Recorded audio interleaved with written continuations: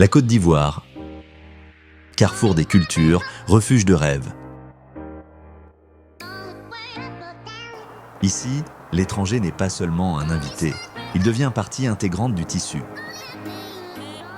Chaque rue d'Abidjan, chaque village raconte une histoire de rencontres d'êtres venus d'ailleurs qui ont laissé une trace.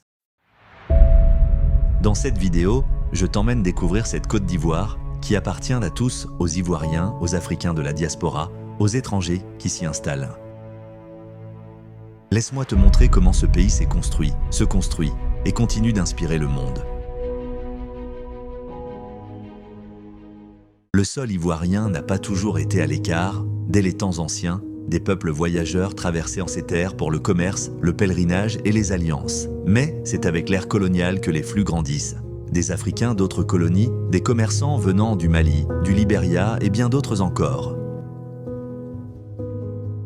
La Côte d'Ivoire devient un pôle d'attraction, terre fertile, projets agricoles et même des opportunités économiques. Après l'indépendance, ce mouvement s'intensifie avec l'arrivée des migrants, venus d'ailleurs pour travailler, s'installer et sans doute bâtir une nouvelle vie. Le gouvernement de Houphouët-Boigny a misé sur l'ouverture, la Côte d'Ivoire, pays de la paix. Un slogan, mais une politique. Des générations d'étrangers s'intègrent et deviennent Ivoiriens de cœur. La Côte d'Ivoire compte plus de 60 ethnies locales, mais aussi des communautés d'origine étrangère comme les Libanais, les Chinois, les Européens, les Burkinabés et les Maliens, mais aussi les Haïtiens et bien d'autres encore.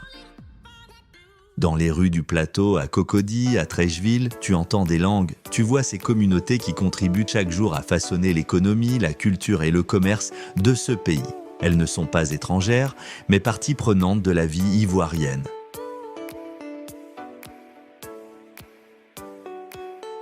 Le coupé-décalé,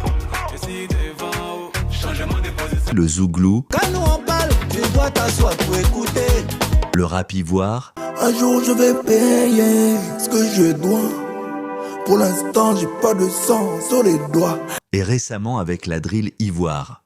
J'ai bloqué la couronne avec une prise de JJB. Ces genres musicaux ne sont pas nés dans un vide. Ils se nourrissent d'influences africaines, caribéennes et occidentales. Des artistes étrangers collaborent avec des Ivoiriens. Certains artistes ivoiriens ont même une très grande influence internationale avec leur musique. Ils gagnent et rafalent tous les trophées et récompenses qui sont liés à leur domaine. Qu'en est-il de la mode ivoirienne ? Les Ivoiriennes sont très à la mode, je vous assure. Venez vous-même visiter le pays et vous verrez, car ici on ne parle pas trop, on agit et on assume. La Côte d'Ivoire n'est pas seulement béton et ville. Regarde, la forêt profonde de Taille, un trésor biologique rare, la Comoé, immense réserve du nord-est et refuge des espèces. Cette nature vit et respire la solidarité. Avec son littoral sur le golfe de Guinée, la Côte d'Ivoire offre des plages magnifiques. Allons à Assigny, la destination chic du pays. Ici, certains viennent pour passer un séjour incroyable. Dans des hôtels 4 étoiles, par contre d'autres y vont pour faire des affaires. À Assigny, les villas sur pilotis côtoient sous les pirogues des pêcheurs. Le sable fin y accueille autant les familles locales que les touristes internationaux en quête de déconnexion. C'est un lieu de rencontre entre le luxe discret et l'authenticité côtière. Voici Grand Bassam, l'ancienne capitale coloniale avec ses bâtiments historiques, les lagunes paisibles des zones mystérieuses où l'eau et la terre s'entrelacent. Les étrangers viennent ici pour se détendre et profiter du calme et de la nature du lieu.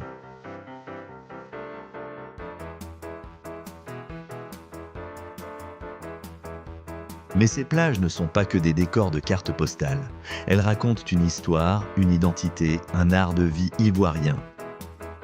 À Grand Bassam, classé au patrimoine mondial de l'UNESCO, chaque ruelle, chaque façade coloniale murmure le passé, entre influences européennes, mémoire africaine et renaissance artistique. Les galeries d'art, les cafés bohèmes et les marchés artisanaux redonnent vie à cette ville entre nostalgie et créativité. C'est ici que l'histoire dialogue avec le présent. Et tout autour, les lagunes ivoiriennes offrent un autre visage du pays, plus intime, plus spirituel. Reflet d'un monde à la fois calme et sauvage, elles abritent des villages flottants, des mangroves précieuses, des légendes locales. Ces espaces, mi-eau mi-terre, symbolisent de bien ce qu'est la Côte d'Ivoire. un pays de contraste en harmonie, où l'étranger se sent attendu et où chaque coin de nature devient un refuge, une inspiration, une émotion.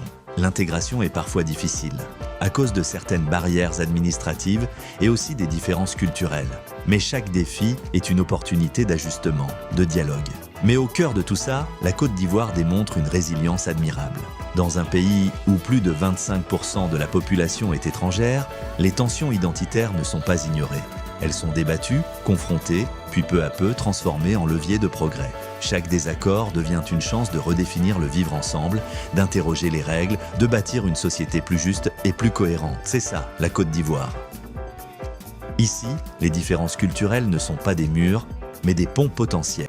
Elles obligent à sortir de l'entre-soi, à écouter et à négocier de nouvelles façons de cohabiter. C'est parfois lent, parfois chaotique, mais c'est ce qui rend cette nation vivante. La question de qui est ivoirien n'a pas une seule réponse, et c'est justement cette complexité qui enrichit le débat national. Aujourd'hui, la jeunesse pousse pour une identité ivoirienne plus ouverte, plus inclusive, où le nom, l'origine ou l'accent ne déterminent plus la valeur d'un citoyen. Ici, l'on peut être malien de père, libanais de mère et ivoirien de cœur. Ce mouvement est discret, mais puissant. Il vient des écoles, des réseaux sociaux, des artistes et des entrepreneurs. Il construit une Côte d'Ivoire plurielle, forte de ses différences et fière de son unité en mouvement. La Côte d'Ivoire est en pleine transformation. Des jeunes Ivoiriens et étrangers co-créent des start-up, des espaces culturels, des projets écologiques. Le plan Sublime Côte d'Ivoire vise à faire du tourisme une force. Le but est de créer 650 000 emplois qualifiés. Et tout cela s'inscrit dans une logique de croissance partagée. Le tourisme devient un outil de valorisation des richesses humaines et naturelles. Les routes culturelles, comme celle des rois à Cannes, tissent un lien entre histoire et avenir. Il y a aussi les écofermes comme celle de Locoli démontrent que l'accueil touristique peut rimer avec écologie, que l'économie locale peut s'enrichir sans se dénaturer. C'est cette Côte d'Ivoire du futur, innovante, enracinée, inclusive, un modèle africain qui inspire. Cette dynamique de transformation s'appuie sur une volonté claire qui est celle de moderniser sans exclure, innover sans effacer les identités. En Côte d'Ivoire, l'innovation n'est pas réservée à une élite technologique. Elle naît dans les quartiers, dans les villages et même dans les écoles. Des jeunes codeurs d'Abobo aux artisans connectés, de Korogo, tous participent à cette renaissance inclusive. Le numérique, l'artisanat, le tourisme, l'agriculture durable, chaque secteur devient un terrain d'expérimentation où les traditions inspirent la modernité. Les espaces de coworking ne sont plus des lieux réservés à quelques privilégiés, mais des carrefours d'idées ouvertes à tous. Dans ces lieux, des jeunes femmes lancent des marques locales.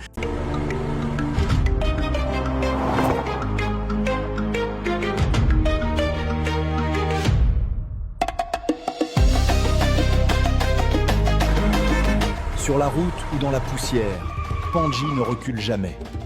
Puissance, endurance, fierté ivoirienne.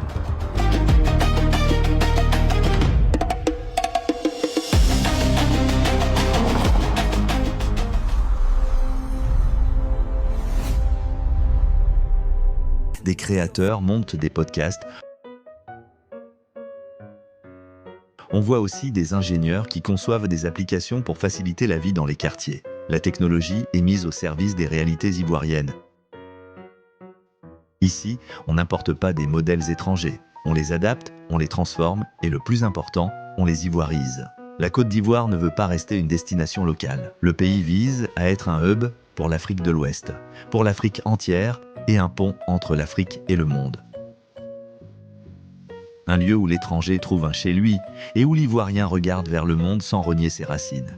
Et pour devenir ce pont entre les continents, la Côte d'Ivoire mise sur ce qu'elle a là de plus puissant, sa diversité, son ambition et sa jeunesse ouverte sur le monde. Mais la vraie question c'est, est-ce que le monde est ouvert à la Côte d'Ivoire ? Parce qu'après analyse, la majorité des Ivoiriennes expriment leur mécontentement face à la situation de l'étranger.